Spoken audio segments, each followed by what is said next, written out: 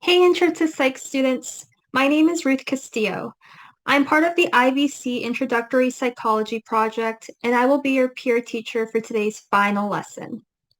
One goal of psychology is to collect research on the effectiveness of different therapies, but evaluating treatments is more challenging than it seems. I'm going to discuss some controversial findings today about the treatment of depression. This final lesson, Lesson 8, allows you to bring together and apply key concepts from research design and mental health treatment, including experimental design, placebos, and antidepressant therapy. The lessons are a supplement to the regular Introductory Psychology or Psych 1 course, taught by Professor Cassens, Taylor, and Tucker, who volunteered some of their classes for this purpose.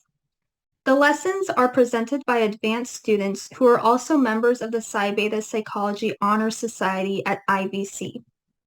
It must be noted that the presenters have no control over how the Psych 1 professor will award participation or performance in the 8 lessons, as some may offer extra credit, while others may include it as part of the final grade. Students are advised to ask their professor if they haven't been informed and how it will be granted. It is important to end each lesson and receive a score. Otherwise, the assessment screen will only show that you were online, but not your responses to interactive questions. Jerry Rudman is scoring any unscored lesson completions every other day and can be contacted for questions at jerryrudman@gmail.com. Please expect to see project assessment in the near future. It will take about 10 minutes to complete. The purpose of the assessment is to determine whether the project should be continued for future students. Your score will be kept confidential and it will not affect your final score on the project. Handout 1 is posted on the entry view in Canvas for Lesson 8. Please be sure to have it available before we proceed. You'll need the handout in order to do well on the 2 interactive exercises we have prepared for you. This graph that you see on the screen before you will appear on handout 1. Here's reminders from prior lessons that may help you in the following interactive exercises. As you'll see on handout 1, this study compared the effectiveness of 2 antidepressant drugs. The figure on the left shows baseline depression and depression scores after 6 weeks. The figure on the right shows, for each drug, depression at baseline versus depression after 6 weeks. A result that is p less than 0.05 means that the difference between 2 scores on the dependent variable are statistically significant. Technically, this means that if the study was to be repeated 95 times out of 100, this difference would occur. That said, it is possible to have a statistically significant difference between 2 means that is so tiny, it doesn't make a difference in the real world. Later in the lesson, something will be said about clinical significance versus statistical significance. Even statistically significant effects are not perfect 5% of the time. We think there is an effect, but there is not. This is one reason for replicating research. The significance of the result means nothing about causality.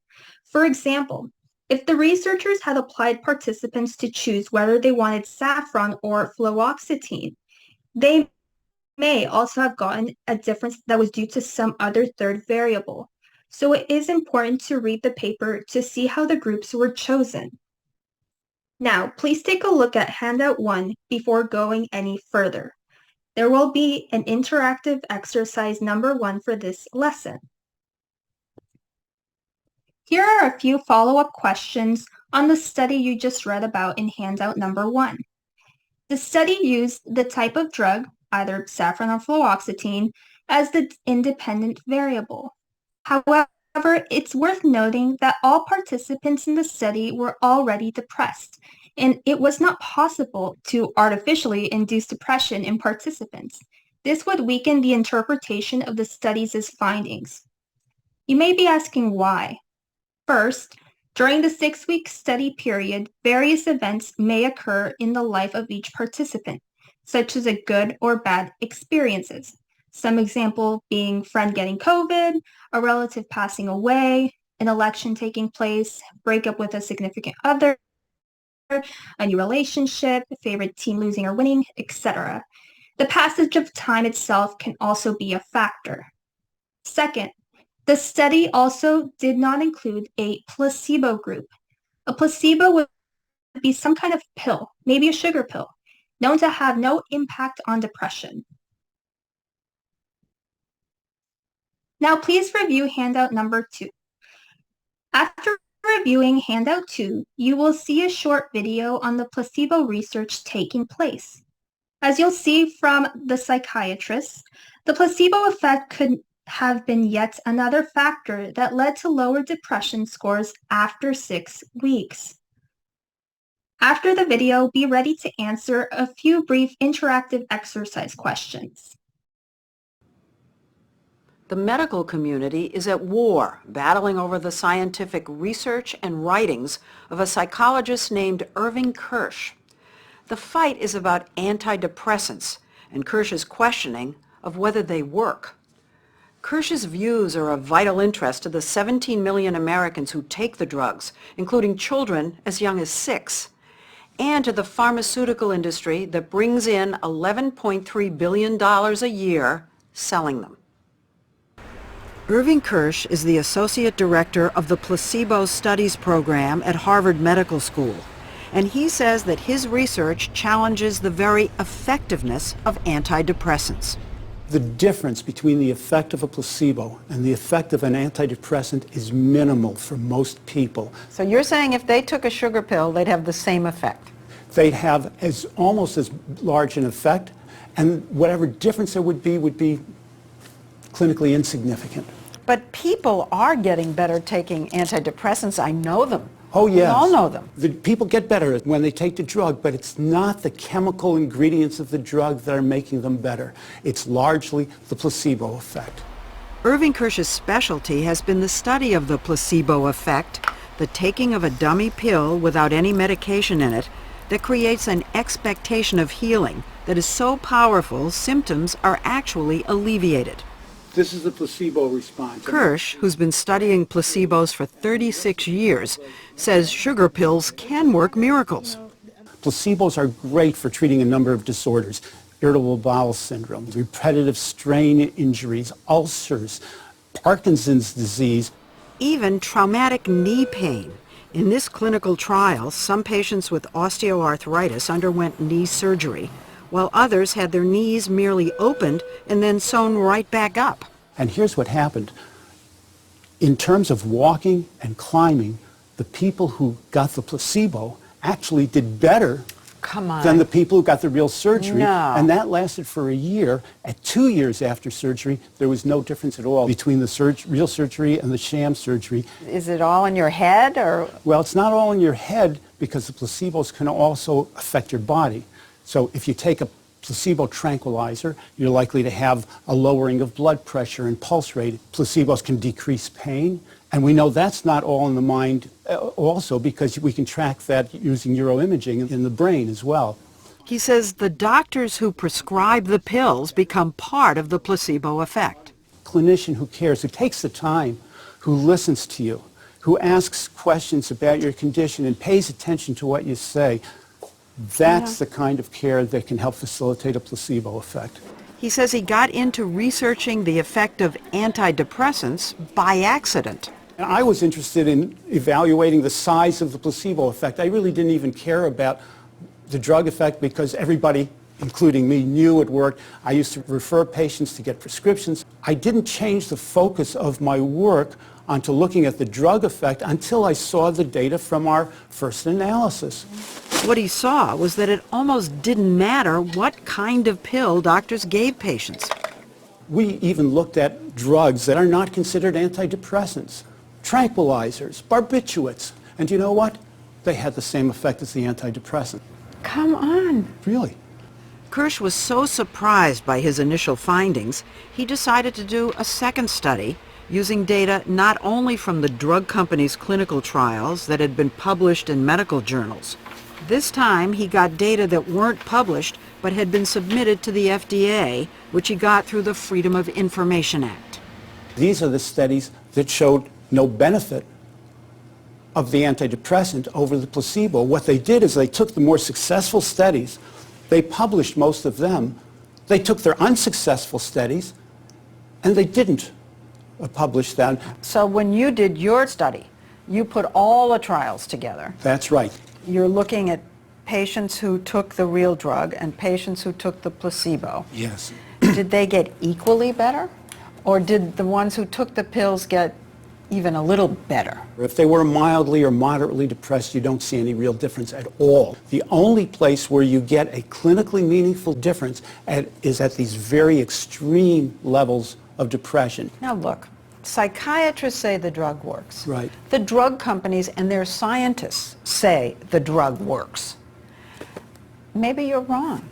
Maybe. I'd add to that, by the way, patients say the drugs Patients say the drug work. works. And for the patients and the psychiatrists, it's clear why they would say the drug works.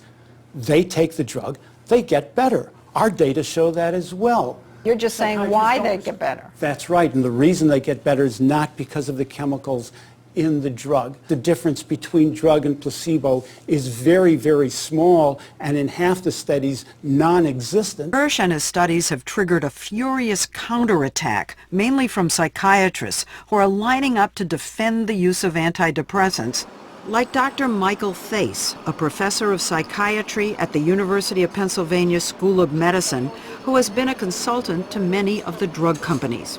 Irving Kirsch says that depressants are no better than placebo for the vast majority of people with depression. The vast majority. Do you agree with that? No. No, I don't agree. I think you're confusing, or he's confusing, the results of studies versus what goes on in practice. He says that Kirsch's statistical analysis overlooks the benefits to individual patients. Do you have a seat? And while he agrees there's a substantial placebo effect, Have you been keeping track of your depression scores? especially for the mildly depressed, using a different methodology, he finds that the drugs help 14% of those moderately depressed and even more for those severely depressed. Our own work indicates pretty convincingly that this is a large and meaningful effect for a subset of the patients in these studies. But even by your own numbers, more people, maybe twice as many people, are having a placebo effect than are actually being helped by the drug That's correct. in the moderate range. That's correct. And this isn't troubling to you. I wish our antidepressants were stronger. I hope we have better ones in the future. But that 14% advantage over and above the placebo is for a condition that afflicts millions of people. That represents hundreds of thousands of people who are better parents, who are better workers, who are happier, and who are less likely to take their life. Since the introduction of Prozac in the 1980s, prescriptions for these drugs have soared 400%, I used to be happy. I remember being happy. with the drug companies having spent billions over the years advertising them. I don't know about you, but I'm seeing more women running through daisy fields Absolutely. after looking morose than ever before. There's a lot of hype out there. Dr. Walter Brown is a clinical professor of psychiatry at Brown University's medical school. He has co-authored 2 studies that largely corroborate Kirsch's findings. The number of antidepressant prescriptions over the last decade has increased. And most troublesome, the biggest increase is in the mildly depressed, who are the ones who are least likely to benefit from them. He says they're getting virtually no benefit from the chemical in the pill. Like most experts, he says these drugs do work for the severely depressed. But he questions the widely held theory that depression is caused by a deficiency in the brain chemical called serotonin, which most of these pills target. The experts in the field now believe that that theory is a gross oversimplification and probably is not correct. And the whole idea of antidepressants is built around this theory. Yes, it is. It's so modest that in Great Britain, the National Health Service decided to dramatically revamp the way these drugs are prescribed. It did so after commissioning its own review of clinical trials. We came to the conclusion that for mild to moderate depression, these drugs probably weren't worth having. At all. Not really.